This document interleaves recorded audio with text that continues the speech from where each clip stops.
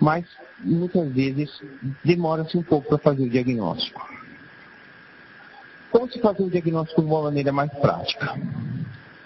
Muitas vezes nós temos atrofia, mas nós não temos hiperreflexia, ou nós temos uma hiperreflexia e nós temos uma lesão comprovada. Uma eletromiografia é o exame principal para nós iniciarmos um diagnóstico de esclerose lateral amiotrófica. Todo paciente que tem uma suspeita de doença do neurônio motor precisa fazer uma eletromiografia. É um exame crucial. Então, todo paciente precisa desse exame. Outro exame essencial. Como eu falei para vocês, a doença do neurônio motor necessita de uma comprovação de lesão de neurônio motor superior. Se nós não temos hiperreflexia, por exame clínico, existem hoje métodos precoces para nós reconhecermos lesão do neurônio motor superior.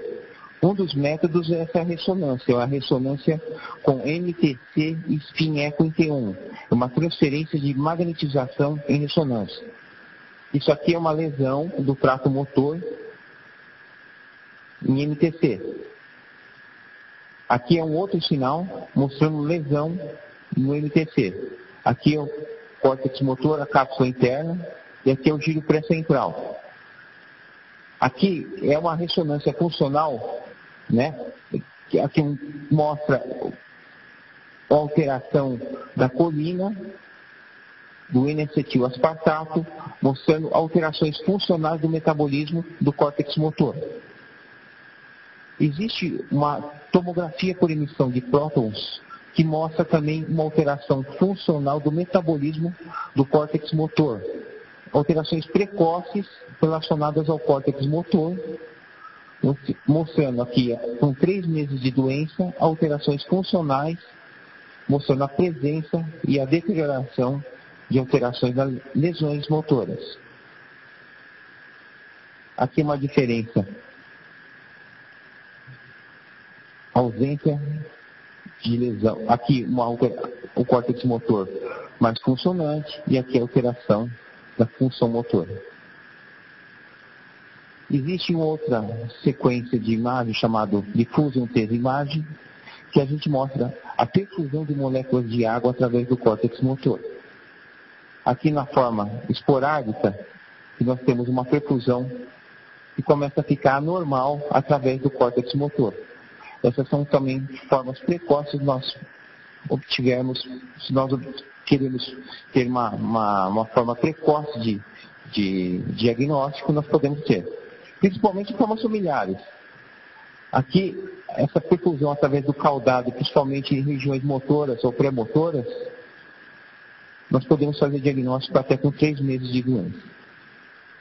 Esses estudos mostram até alterações mais precoces ainda. Esse aqui é uma DT1 com Tesla, mostra a lesão de trato córtico espinhal precoce.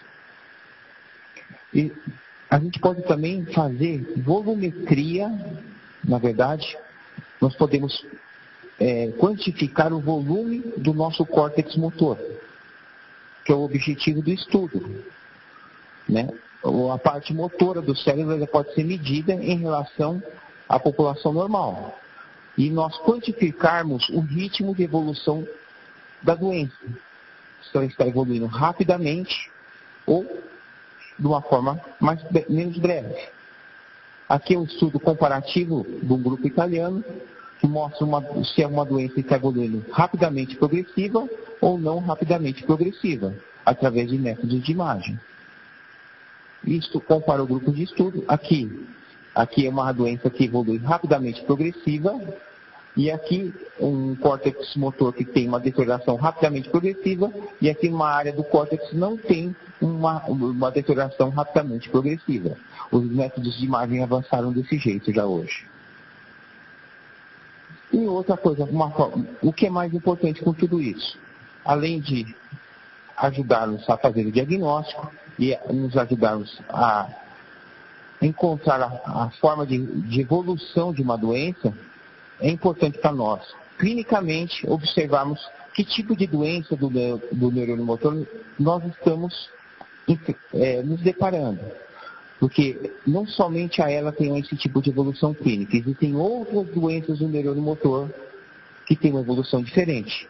Por exemplo, a ELA tem a forma clássica, que é a forma de Charcot, que inicia no membro superior, com atrofia de primeiro interósseo, ou no membro inferior, com atrofia de L4 ou L5. Mas podemos estarmos à frente de uma paralisia bulbar progressiva, que a evolução é um pouco diferente. Podemos estar de frente com uma atrofia muscular progressiva, que é uma doença exclusiva do segundo neurônio motor. Ou estamos de frente da esclerose lateral primária, com a evolução muito mais longa, em torno de 20 anos. Ou uma Fleming-Arm, em que nós temos a predominância de neurônio motor inferior em membros superiores e a neurônio motor superior em membros inferiores. Ou Fleming-Leg, que predomina o cometimento de membros inferiores. E essa evolução também é longa. E a progressão vai mudando de doença do neurônio motor para doença de neurônio motor. Então, nem toda doença do neurônio motor é esclerose lateral amiotrófica. Existe uma classificação diferente de doença do neurônio motor para doença do neurônio motor. E a evolução é diferente de uma para outra. Clinicamente, nós temos várias doenças do neurônio motor. E a esclerose lateral amiotrófica é uma. A forma pendicular é uma. A evolução vai mudar de uma para outra. Por isso que nós temos evolução diferente de paciente para paciente. As formas hereditárias também representam outra forma de classificação. E aí já muda a evolução de uma para outra. Existem as formas genéticas, como, por exemplo, a VAP-B, que é a ELA tipo 8, que é a forma descrita dentro do Brasil, que tem uma evolução diferente, uma evolução mais longa. E existem as formas relacionadas às outras doenças degenerativas, que tem uma correlação, por exemplo, relacionadas à proteína tau. Um exemplo clássico é a relacionadas à proteína tau, relacionadas à paralisia supranuclear progressiva, com agregados tau intracelulares, com a evolução à demência e atrofia do mesencéfalo, com quadro demencial progressivo e o quadro muito mais exuberante. Isso foi descrito, por exemplo, nesse grupo francês, muito interessante essa descrição, em que nós encontramos atrofia e inclusão de proteína tau e um quadro demencial progressivo na descrição da nova mutação da ELA relacionada ao sarcoma de células fusiformes e um quadro demencial progressivo. Para fazer o diagnóstico de esclerose lateral amiotrófica, mesmo nós estamos dando diagnóstico de doença definida depois de 2 anos de doença definida, o erro é em torno de 10 a 15%. Se nós revisarmos o diagnóstico de doença definida, depois de 2 anos, esse diagnóstico está errado, em 10 a 15% dos casos. Por quê? Porque é muito difícil dar o diagnóstico. Existem doenças que mimetizam a esclerose lateral amiotrófica. Entre as doenças que mimetizam, existem algumas. Entre elas, neuropatias motoras, polineuropatias inflamatórias, doença de Kennedy, que é uma doença que eu vou citar mais adiante, amiotrofia neurogênica, tanto doenças degenerativas como doenças tratáveis.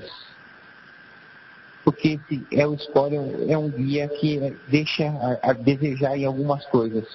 É necessário fazer mudanças ou se pedir mais exames muitas vezes. Para o diagnóstico correto de esclerose lateral amiotrófica, é necessário uma boa história clínica, que mostra um perfil evolutivo que acomete somatoriamente regiões espinhais, uma comprovação de lesão do neurônio motor inferior por eletroneuromiografia ou exame clínico e uma comprovação de lesão do neurônio motor superior através de métodos de imagem e exame físico. Isso é o principal. Uma história progressiva. Obedecendo esse guia, mais ou menos, nós conseguimos fazer um bom diagnóstico de esclerose lateral amiotrófica. Mesmo assim, no nosso meio, e isso é uma estatística japonesa, o atraso para diagnóstico é em torno de 10